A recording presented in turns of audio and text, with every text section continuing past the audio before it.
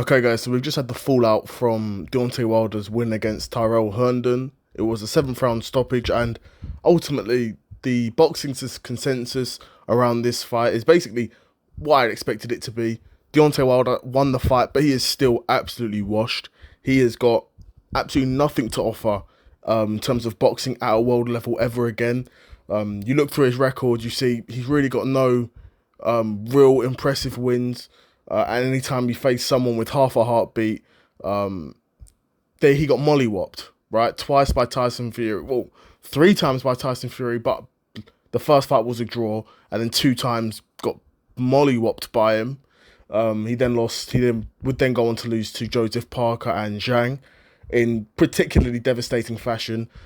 However, Deontay Wilder was able to win here tonight against Tyrell Herndon. Deontay Wilder looked physically a bit bigger than he did in the fights against Parker and Zhang. I think he's known to even come into the ring at in those fights like 215, 210. This fight he weighed in at 225. He looked, a bit thicker. In terms of his style, he was throwing a bit more volume, which I suppose is a positive in the grand scheme of things, but ultimately probably is indicative of where he is as a boxer, where he kind of has to throw more volume because his power is absolutely gone. Where Deontay Wilder didn't need to throw loads of volume before because he had that one punch. He hasn't got that one punch anymore.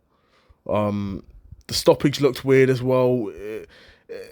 You could tell it was the type of fight where Tyrell Herndon was brought in to lose this fight. Like, everyone knows that. And you could tell that's how the fight was from the get-go. Tyrell Herndon was absolutely petrified of Deontay Wilder and was pretty much, from the first second of the first round, he got on his bike.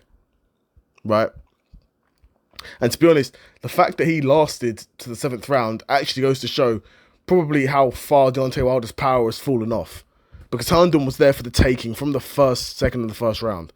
A prime Deontay Wilder or any half-decent, any world-level boxer probably stops Herndon within 3 or 4 rounds with that sort of performance, right?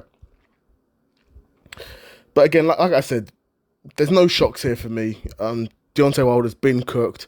The one thing that I heard Adi Oladipo talk about in his on his channel, he talks about Deontay Wilder's fundamentals, and it's something that I've talked about, but Deontay Wilder's been boxing for so long, right? He's been boxing since, I don't know, because he was a 2008 Olympian, right? So he's been boxing for years now, right?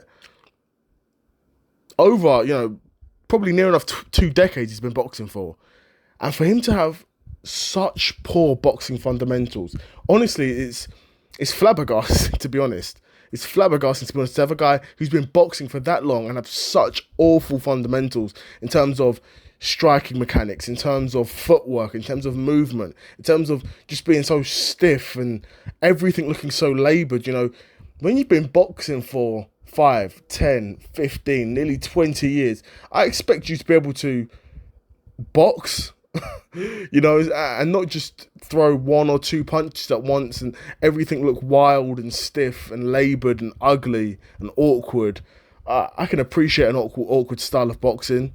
None of you guys would have seen me spar before, but I've got an awkward style, but the fundamentals are there, right? The footwork fundamentals are there. Deontay Wilder doesn't have that. We saw that in the Zhang fight where he was spinning around and got his ass handed to him that way. Tyrell Herndon hasn't got the power or had the wherewithal or the will to try and put it on Wilder, because if he did, he could have had some success, right? But I guess it really depends on what they want to do with Deontay Wilder going forward, because if they want him to face guys like Herndon, who's outside the top 30, 40, 50, guys that will be petrified of him, then he can carry on doing that. But there's no money in that. There's no commercial appeal for that. The only commercial appeal for Deontay Wilder at this point is if he can fight one of the big names. And the only big name that, and to be fair, he loses to every big name in the top of the division right now. But the biggest money fight would be Anthony Joshua, right? Now, both guys are past their prime, but Deontay Wilder is far more past his prime than Anthony Joshua is. And again, Anthony Joshua actually has some boxing fundamentals to rely on, whereas Deontay Wilder has none. And the way Deontay Wilder's punching, I don't think he's got the power to stop Anthony Joshua anymore. Anthony Joshua could walk through those punches, which is crazy. Because Anthony Joshua's been dropped and been rocked multiple times in his career. And the fact that I think Deontay Wilder's so far past his prime that Anthony Joshua would just walk through his punches is crazy. The mighty have really fallen. I think, like I said, majority of top heavyweights would beat Deontay Wilder. All of them would, in my opinion. You've got Zhang, who's fringe world level, put him on his arse. Absolutely put him on his arse. Martin Bakole walked through him.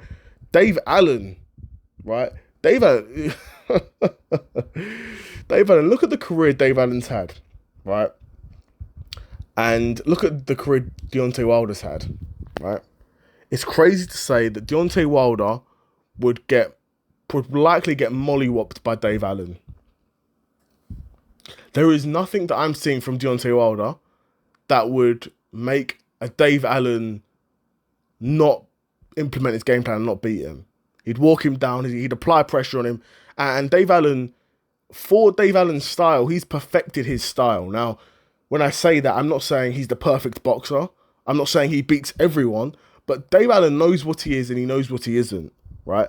Dave Allen knows that a guy like Deontay Wilder, he's not got as much power as he used to. He can apply pressure on him. He can cut off the ring. He can get to him. He can get to the body. He can tire him out. And come a fourth or fifth round, he can do to Deontay Wilder what he done to Johnny Fisher in that rematch. In my opinion, Dave Allen could beat Deontay Wilder. But yeah, I guess if you focus on the positives, Deontay Wilder won the fight. He's got another back in the win column. So that's always a positive, right? When you're boxing, you always want to be coming off a win instead of coming off a loss. Deontay Wilder's coming off a win. It's a stoppage win, to be fair. It's a weird stoppage, but it is a 7th round knockout. So Deontay Wilder, congrats for that. And I guess when you're coming off a win, you're one step closer to one of those big fights. So we'll see what's next for the heavyweight division. We'll see what's next for Deontay Wilder. But yeah, another episode of the Seth Solo Side Quest in the bag, and I'm out. Peace.